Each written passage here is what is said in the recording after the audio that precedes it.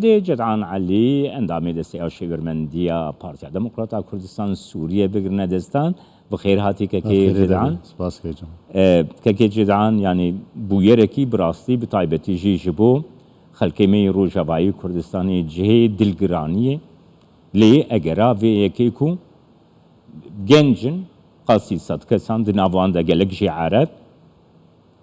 ایکوی ریشی پیش خابوری کرن دی ریشا خود آلاوین دریسی نوریش کاندن آلین خود بسر وکرن سرور یا حریما کردستانی بن پیکرن هو بو اگرا ویه که دریسی نوری هاته گرتن چاوا اف گنجکارین در باس بن yani lüvedri evliya semalka asayişa semalka çava kari bu rebide ku kiryare ki usaya bin pekirni pekvere u ev budanji paşivi ver. براستی تشتکی سیرا مرود منی عجیمای ریوبریکا دورا هرما کردستان سوریا آنجی شمال و شرق الفرات وکا نافلی دکن بخوا ایگو او بخوا دگرن آستانگیا و زحمتیه الپیشیا ملت دوره چه بکن یعنی او دریه فیشخابوره و سیمالکا یک یعنی تکانه دریه لپیشیا ملت ما کرد تایبت سوری حمنها ایگو کارن بجایی و درباسی جدر و سوری درکون هر جوی پیول پیشیا وانینا و تایبت جی ملت کرد یعنی دست پی که ده نزدیک 500,000 انسان ایکوچبر بون گهانه هرما کردستانی نهاجی نیکیمی 250,000 کس هیا سوری تایبت جی ای کرد زیادی 240,000 انسان کرد لوی داره جیانا خود در باست که دسپیکا قیرانا سوری گو دسپیکری آنجی کریزا سوری دسپیکری ام وک یعنی خوندنا مچاو جیراتی هگر ریوبری خمخوری ملت خوبانا هگر به چاوی خو به دلی خو به هشمندیا خو گریا با چاوا پتوی جیانی چاوا راحتی که ببینه چاوا چاوی که و ریال پیشیا خو وکه سینورا نوینه قپات کری و گرتیل پیشیا ملت خو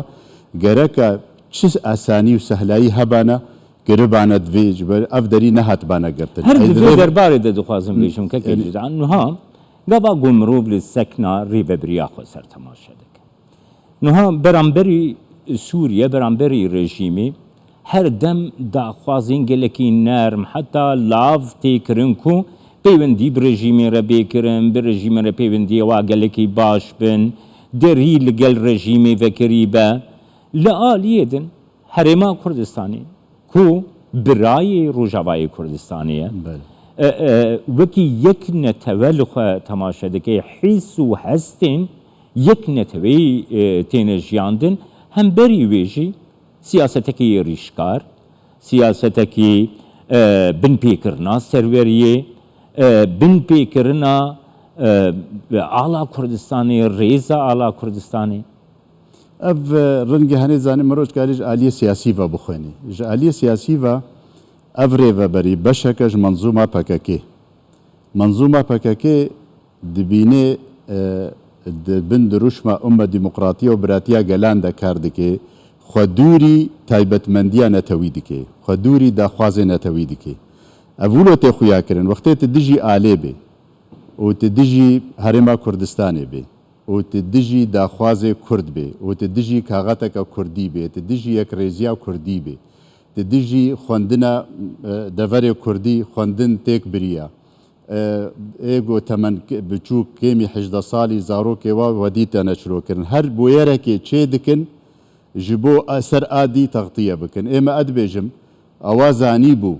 گو جوان شورشگیر و برنگکی هوانا و نه اخلاقی و نه درست و نه یاسایی تصرف بکن و درباسی دولتا کدید بن درباسی سینور دولتا کدید بن ترمبیری وادش کنن کفراتا ویجنوا سر پیشمرگاش کناندن و زمانکی دی خلک نکرد دناف وادا گلکی برنگکی کریت و زمانکی زفری و گماری نزیکی هرما کردستانی و ریوبریاوی و جناب سروک برزانی وانا دبن 2004 ملت کرد کردستان سوریا دا سرهلدانک چیکر جبر بیریزیا رموز و ئەوێ کوردستانی کرن ینی خەلکی مەلعبێدا ئێ هاتن ێ دێرا زۆرێ فەریقێوانە بێڕێزی ئەو دکردن گوتنێ گەلێکی خراپ سلۆگانی خراپ دگوتن دەرحەقا وادا شۆڕەشێک چێبوو دە سووریادا کوردستانە سووریادا شۆڕەش ملەتی کورد ڕابوو سەرخۆ قبول نەکرد گۆ کەس بێڕێزیە کەسێ وا بکێ و ناسێوا بکێ و ئالاوا بکێ و سەرکردێوانە بکێ و تایبەتجی ناف دگوتن وی وەختی هەرێما کوردستانی ئالۆساس ببوو وەکە دەولەتێکی ئێمە ئەدبێژم ڕێڤەبەریە کوردستانە سووریا ئاپەیە دێ ناخوازێ ینی چافتەنگیە دکێ و نێزیکی دەولەتێت بێ هەرێما کوردستانی هەرێما کوردستانی ناو یاسایە ناودەولەتیدا جهێ خۆگرتیە وەک دەستورە عراقێدا جهێ خۆگرتیە سەرکەفتنا تێنێ پێشکەتنا تێنێ دهندروێ عراقێدا حەممە ئەماژە پێ دکن لە گۆر محافەزاتێ دن ئێ عراقی گەلێکی پێشکەتن و ئەو چێبوویە و ئەزدیهار تێدا بە هەمە ئالیەخە بە هەمە شێوەی پێکەتێ دیموکراتیا وێناژی حتا حدێکی مقارنە بکێ بە عراقێرە ji heme aliye ji heme muhafazata ji heme dera çêtire serketna waya di hilbijartinê talî de Partî Demokratîk Kurdistan bi taybet û Kurdistan bi tevayî wextê terefek bi ser dikeve em etîbar dikin şehnaziyê pê dikin Kurdistan heme bi ser dikeve ev hemil têne ber çavê wane herreşê dikin bi buwara çawa astangiya ji wara çêkin çawa mijûliyê ji wara çêkin nikarî bûn diriya cêşê Tirkî re berê Kurdistana Iraqê bidine şerekî nikarî bûn bixwe هەڕەشە بە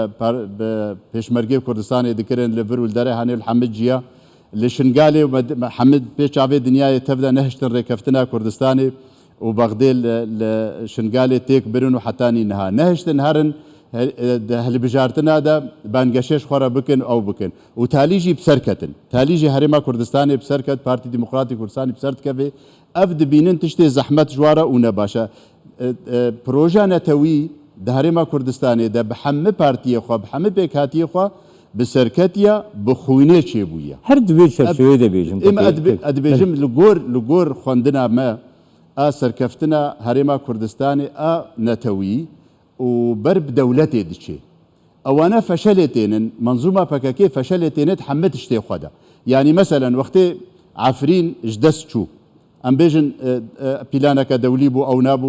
xıyanet û hemû tiştê de çêbû yanî. خەلکی عفرینێ بازدان چوونە کو دەرێ هەر هاتنەوێ چاویە هەرێما کوردستانی خەلکێ سەرێکانیە و گرێسپی بازدان چوونە کو دەرێ وەختێ لواتەنگی لوا قەومی خەلکێ مە وەختێ لوا قەومی چوونە بکوودا خەلکێ سووری بتەڤایی ئانها بوویە مەلجەئەک ji hemû kesê bazdayî di hundirwê Sûriyada bi hemû pêkhatiyê xwe ê got ji ber astangiya ji ber zehmetiya ji ber berçîbûnê ji ber hemû rengê heyî an jî opozisyon be ew bin baz didin di zirêya Kurdistanê pêvel pêşiya wanîne ême em Kurd tên dixwazin mehana çê dikin sedema çê dikin peyda dikin û herreşî wa dikin û teherruşê wa dikin ji bo got ev dergêhanê werê tiştekî ecîb e yanî ne Kurdiye niha çilo dixwazin dixwazin bes no xelk gazina bike no Herêma Kurdistanê hatiye derî girtiye. Em ê werne ha kekê niha ev deriyê Sîmalke heşt neh sala ê ku vekiriye dibê neh salê wê vekiriye ew jî bi belê fermana Serok Bersanî got hate vekirin sekna ev egera wê biryarê ew bû ku alîkarî bo Rojavayê Kurdistanê derbas bide. Neh sala ew alîkarî her derbas bû. Alîkariyên got bo Rojavayê Kurdistanê derbas bûne ji xwe ne yanî mirov nikarî di bernameyekê de hemû ka bêjê jî yani ji alîkariyên mirovî bigire ji dermanan bigire alavên tenduristiyê bigire kel û pelan bigire xwarinê bigire dezgeha xêrxwaziya berzanî hikûmeta Herêma Kurdistanê serokatiya Herêma Kurdistanê her xwestin destê alîkariyê bigihînin vê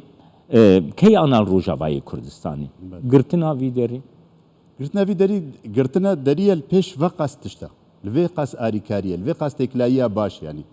êwa ji aliyê siyasî ve ême bi gomana me dixwênin ne ji aliya nexema waya millet berçî bû millet bê mazot ma millet bê xwarin ma bê nan ma bê çandinî ma bê aborî ma feqîriyê jiye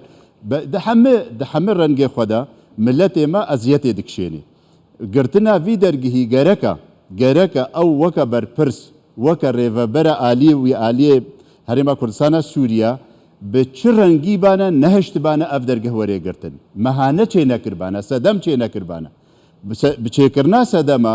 دهێلن ئەفژی ئەحراج دبن هەرێما کوردستانیژی ئەحراج بێ پێش ملەتێ خوا پێش ئیدارا خوا پێش پێشمەرگێ خوا لە پێش ڕێڤەبەریە پێشقابورە ینی چاوە کورتی گەر تژمرە بێژێکەکەی ئەن تو باوەەر دکەیک و ڕێڤەبریە خۆسەر تایبەتجێ ئەو دەریێ سیماڵکە ئاسایی شاوێنە وێ سۆزێ بدێ وێ پەیمانێ بدە کو ئەو دێ ڕێ بگرە کو ئێریشی سەروەریە هەرێما کوردستانی ڕیشی ڕێڤەبەریە خۆسەر و هەموو منزومە پەکەکێ ji aliyê netewî ve û fêda milletê de hebe yek lêborînê naxwaze û yek lêvegerê çê nake siyaseta xwe her berevajî wêne wê gavê xirabtir û tûntir bavê jê tiştê got çawa xira bike li milletê xwe û çawa millet bimêne dorpêç berçî bibe bazdanê û nef û tim istinfarê de be berî wîna li berçîbûn û bazdan û bêxwendin û vê serma vê ewa hene نفکری انو اف اداره گرکه تشتا بکه گرکه آرامیه پیدا بکه گرکه آبوریه پیدا بکه گرکه خوشیه و دلخوشیه پیدا بکه یک ریزیه مالا کردی پیدا بکه پی نافکش بر دخوازت قیران آده بی اف ملت